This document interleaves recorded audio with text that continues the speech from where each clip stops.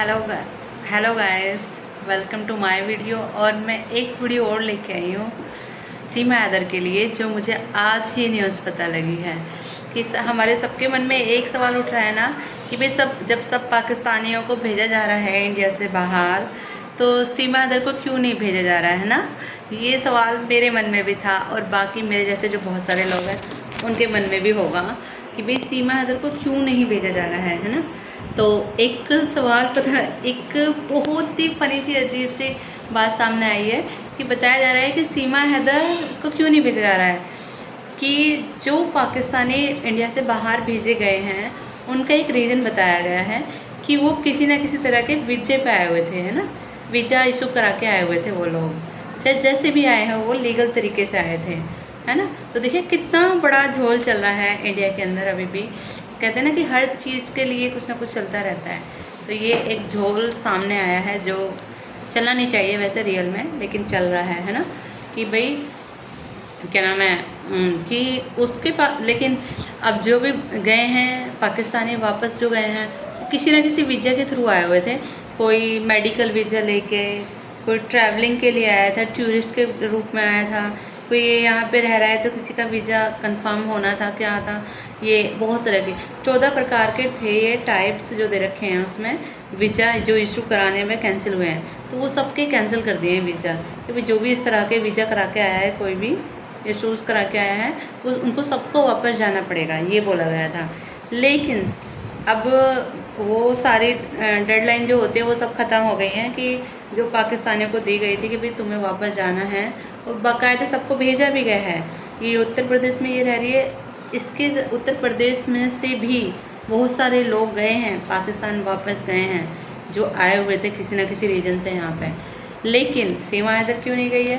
तो सीमा हैदर के लिए इतनी फ़नी बात वहाँ हो यार, मैं तो यकीन नहीं कर पा रही हूँ कि ऐसा भी हो सकता है। उसके लिए बताया जा रहा है, लेकिन इसके पास तो कोई वीज़ा ही नहीं है, ये तो आई ही इलीगल तरीके से है, तो इस पर तो कोई रूल फॉलो ही नहीं होगा, इसलिए इस पर कोई कार्रवाई नहीं की जा रही है। अब देखिए है ना बहुत अजीब सी बातें, फ़नी सी, कि भाई देखिए जो लीगल तरीके से आए हैं, जो हमें बता के आए हैं कि हम पाकिस्तान से हैं और इस काम के लिए यहाँ आए हुए हैं, उनको सबको भेज दिया।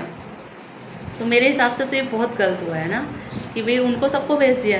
लेकिन जो इलीगल तरीके से हमारे भारत के अंदर रह रही है, जो पहले दुबई गई है, फिर नेपाल आई है, फिर यहाँ आई है, फिर वहाँ आई है, तब जाके उसने इलीगल तरीके से इंडिया में एंट्री ली है और वो रह रही है यहाँ पे 3-4 साल से, हाँ। उस पर कोई एक्शन नहीं लिया जा रहा, क्यों भाई?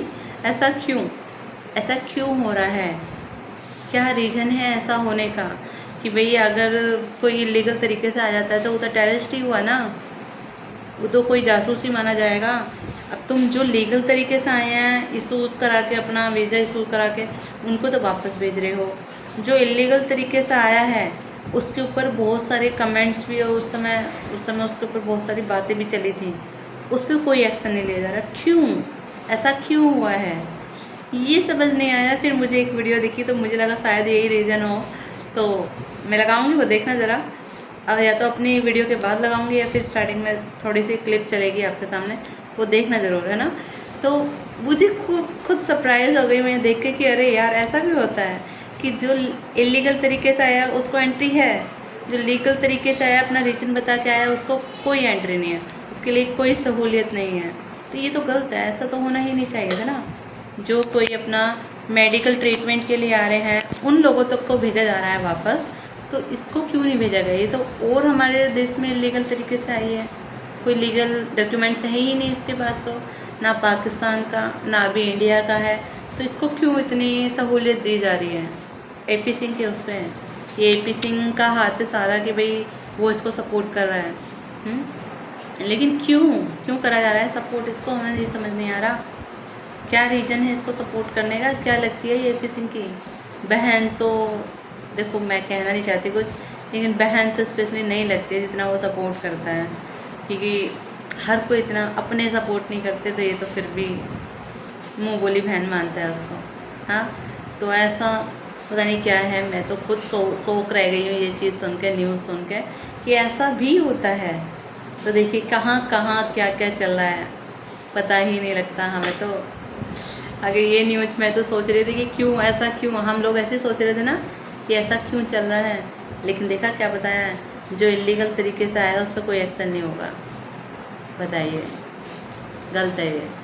जो लीगल तरीके से आया मतलब वो जेन्युइन पर्सन है, जो इलीगल तरीके से आया वो फेक पर्सन हुआ ना, उस पर लो एक्शन। तुम एक्शन सब पे लो, चलो ठीक है, तुम्हें सबको भेजना है, ठीक है, हमें नहीं पता कि क्यों किस लिए, अब हम भेज रहे हैं तो सबको ही भेजना पड़ेगा हमें।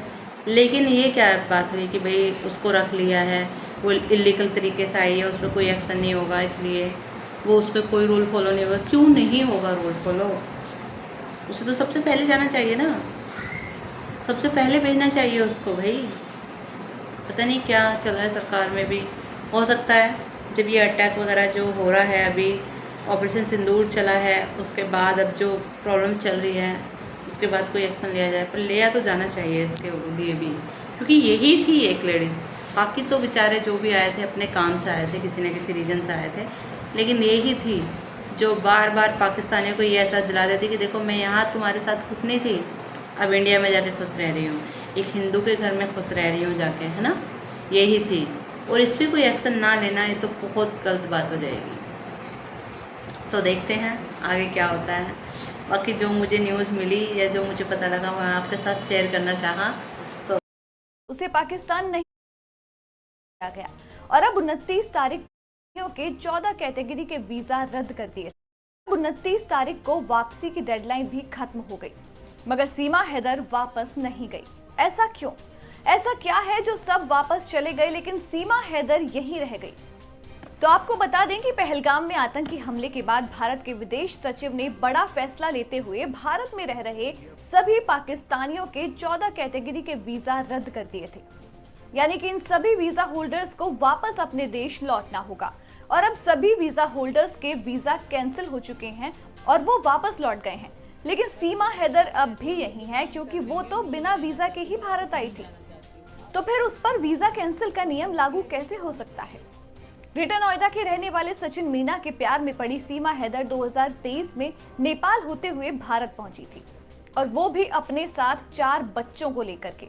यहाँ आकर सीमा ने हिंदू रीति रिवाज के साथ में सचिन मीना के साथ में शादी कर ली और हिंदू धर्म अपना लिया, और फिर वो सीमा हैदर से बन गई सीमा मीना। सीमा की इंडिया में इस इलीगल एंट्री के बाद काफी बवाल भी हुआ था और इस प्रेम कहानी की काफी चर्चाएं भी हुई। पुलिस और आज के लिए सिर्फ इतना ही। Thank you, bye bye.